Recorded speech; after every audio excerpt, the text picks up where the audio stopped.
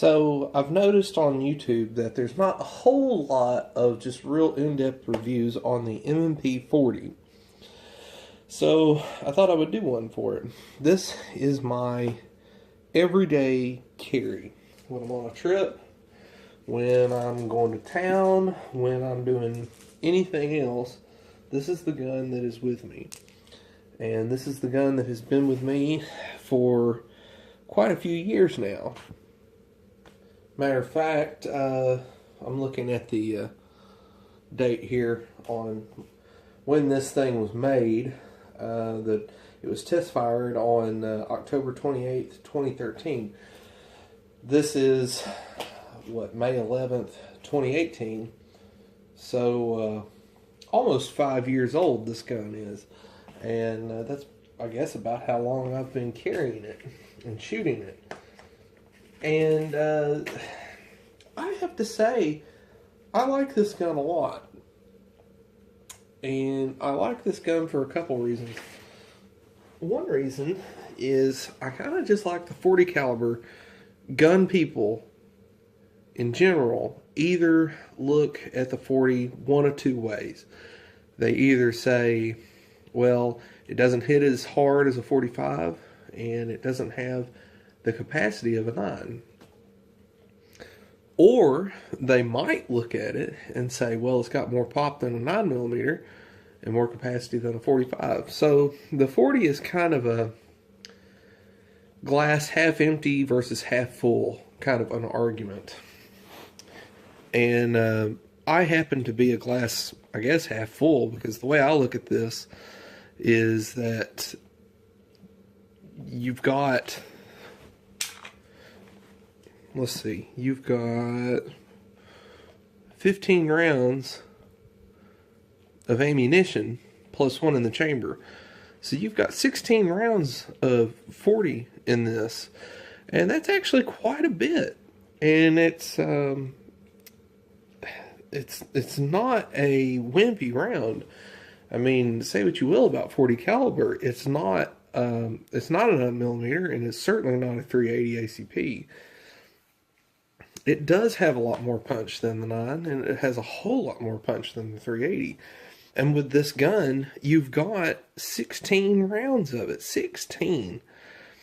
And honestly, if you ever get used to carrying a full-size gun, which this is a full-size M&P. If you ever get used to carrying a full-size gun like that, honestly, you'll have a problem going back to anything smaller. The reason I say that is because I had a Shield 40, and honestly, I didn't use it a whole lot. More often than not, I carried this. Hickok 45 has explained it pretty well, I thought. If it's a pocket gun, that's great. You'll carry it a lot. If it's small enough to fit in your pocket, you will use it. If it's not small enough to fit in your pocket, if it has to go on a belt, well, at that point, you may as well go with a bigger gun anyway, because you're already going to have a gun on your belt. And that's kind of how he felt about the Shield, and I have to agree with him. The Shield is not a pocket pistol. That gun is going to have to go on your hip. It's going to have to go in the small of your back, or it's going to have to go somewhere on your belt. And if you're going to do that, then you may as well carry this. Because again, with this, you've got 16 rounds of 40 Smith & Wesson, and that is nothing to sneeze at. So I think the M&P40 is a great gun. I really do. This is the gun I take with me when I think that there's any chance that something might happen. Like if I'm going to the bad part of town, I take M&P40. If I'm going on a long trip somewhere and I don't really know what's going to go on, M&P40 is what I take.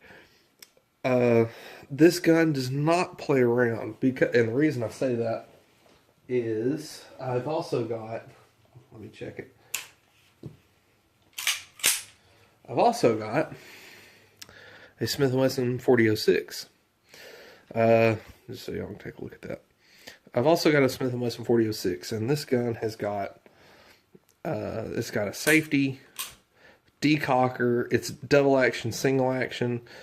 It has a magazine safety also, which means that even with the safety off, it's not gonna work. See, it's hammer fired, and watch the hammer. There's nothing. It's not gonna work because there's nothing in the mag well there. So this gun is kind of one I like. If I like to carry this if I know. Well, for example, I went on a camping trip not too long ago with my family, and there was going to be a lot of kids around, and I pretty much just kept this in my backpack the whole time, but I didn't exactly keep the backpack with me all the time. And I thought to myself, well, this will be good because if the kids happen to get a hold of this, chances are they're not going to figure out the safety. If they happen to drop the mag, that's not going to work. And then even if they did happen to leave the mag in, turn the safety off, and pull the trigger, this is a double action, single action. So that first trigger pull is actually going to be long and quite a bit harder than a single action. So this was a gun that I thought was pretty cool for that, because it worked as it's a pretty safe gun to have around. This one, however, the M&P40, I don't know if you can see that warning label there. Let's see, on the slide right here, it's kind of in gold lettering. That is a warning to let you know that this does not have a mag safety. This doesn't have a mag safety. This doesn't have a decocker. This does not have a safety of any kind. This gun is meant to shoot. This gun is meant to fire as soon as it's pulled from the holster.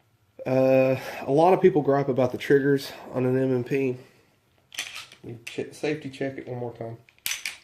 To me, the M&Ps have a pretty good, or at least this M&P has a pretty good trigger pull. It's got, let's see if you can see there. There's some take up right there. And then it breaks. And then actually it has a decent reset. You can hear it and you can feel it. And pull it again.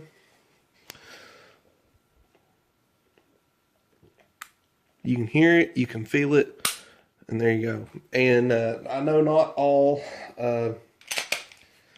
M&Ps had that, but this one does. This is a little bit of a later build for the M&Ps, and it kind of had a little bit different trigger in it. And if I'm going to take it apart now, off camera here. I'm going to take it apart and let you see how you can kind of identify the later guns. See how it's got a green color at the front of the spring right here? The guns with the green color kind of have that newer trigger, which has a little bit of a reset to it. So the newer or the later build of an M&P kind of have that reset trigger, where some of the earlier ones didn't have that. They didn't really have much of a reset at all. This one, I think, at least has a little bit of an audible and a tactile feel to the reset on it. I think it's actually pretty cool. I think it's actually pretty good compared to some of the other guns out there. And honestly, a lot of people give credit to the Shield for updating the M&P trigger. Well, honestly, I think this happened first. But because it was kind of a low-key thing, most people didn't notice that they did this. The only way you would notice is if you looked at that green-colored spring. That's the only way you would have ever known that this was a different model than what had come before it. And Smith & Wesson didn't really make a big deal out of it. I think these are great guns. You've got high capacity. You've got a good caliber. You've got a reliable pistol. The M&Ps are known to be reliable at this point. They've been around for years. They have proven themselves. It's a good gun. And with the adjustable back straps, you know, you can kind of tailor it to however you want it. For me, honestly, this is kind of weird, but I had the medium back straps on this thing for years. And I recently just switched it out to small. And it's weird, but the small feels so much better. I almost feel like I got a new gun out of it, because the grip just feels a whole lot better with small on there. A buddy of mine left his XD40 at my house, and I felt that the grip on it felt a lot better in my hand, and I wondered why it felt so much better and this didn't. And I kind of got to thinking about it, and I was like, well, I wonder if it's because of the back strap. So I swapped out to a small back strap, and this actually feels so much better than the medium. I know that's kind of a stupid thing, but you do have a lot of options with this gun, and they do make a difference. You know, when I put that small back strap on here, like I said, it felt like I was getting a new gun. Another good thing about the M&P40 right now is that you've got the M&P 2.0s are out. So if you want a newer model with all the updates, you can get the 2.0. But the good thing about this gun, in particular the original M&P, is that you can probably get them for cheap now. You know, the same thing kind of happened with the XDs. If you want an old school XD, not an XDM, not an XDS, not any of that. If you just want a regular XD, you can find those for cheap now. And I kind of feel like that's what's going to happen with these. If you know, now that the 2.0s are out, if you want just a regular M&P, you can probably find one for cheap. Same thing can be said for this gun right here. This is a Smith & Wesson 4006.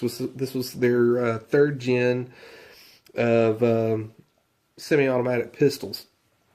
This is a really cool gun, and you can get them for so cheap right now. This is a double action, single action pistol, which means the first trigger pull is double action and it's single action after that. Some people don't like that. I don't really care. A gun, in some instances, a gun is a gun is a gun. And if you need a gun, you're not really going to give a damn if it's striker fired or single action, double up, whatever. And I paid $2.99 for this gun, and honestly, that was a little too high. You can get them for $2.50. But this is a really good gun. This gun is the gun that the M&P replaced. All right. So if this was third gen, this would be like their fourth gen gun. The M&P replaced the 4006, but you can get these for dirt cheap. Like I said, I paid $2.99. You can get them for like $2.50. They were a cop gun before the Glock was. A lot of these actually were California Highway Patrol guns, so you can find a lot of those. They're called like a tactical model or something like that. This one is an older gun. It's got Hogue grips on it, which actually fill my hand out very well. I really like the way this gun feels in my hand. It's got a nice wide grip to it. And I looked up the serial number on it. This gun was made in 1990. Really cool gun. Really, really cool gun. And just because it's old and cheap doesn't mean it's bad. So, when I say that you can get an M&P40 right now, probably for pretty cheap, that doesn't mean this is a bad gun at all. And it doesn't mean you're making any compromises at all. Another thing, and this is more about 40 caliber than it is about the M&P, but I have a 357 SIG barrel to go with this too. So honestly, I've kind of got two guns in one. Really cool package. M&P40, it's a good gun. It's an even better gun now that the 2.0 is out for two different reasons. You can either get the 2.0 or you can get these for even cheaper. Both of those are good things. So if you see an M&P40 somewhere, pick one up. It's an American-made gun. It's Smith & Wesson. It feels good in the hand. The trigger on the later models is good. Good capacity, good caliber, good everything. It's got steel sights front and back. It's not like a Glock that has the plastic sights that kind of move around over time. My wife's Glock, the front sight on it is a little bit crooked looking at this point, and it's because it has a plastic sight on the front. These have metal sights. No mag safety, no thumb safety. This gun is looking for a fight. Thanks. Bye. Almost ended the video without telling you the most important thing about an M&P40, and that is the fact that it has a fully supported chamber. And if you don't know what that means, you ought to look it up on a 40 Smith & Wesson, because if you look at the Glocks chambered in 40 Smith & Wesson, you'd probably see that they have a problem with something called a kaboom. And if you don't know what a kaboom is, you ought to look into that too, because if it ever happens to you, you'll wish you'd known about it. Most of the 40 Smith & Wessons that are made by Smith & Wesson have a fully supported chamber because they don't really like their customers' hands getting blown off.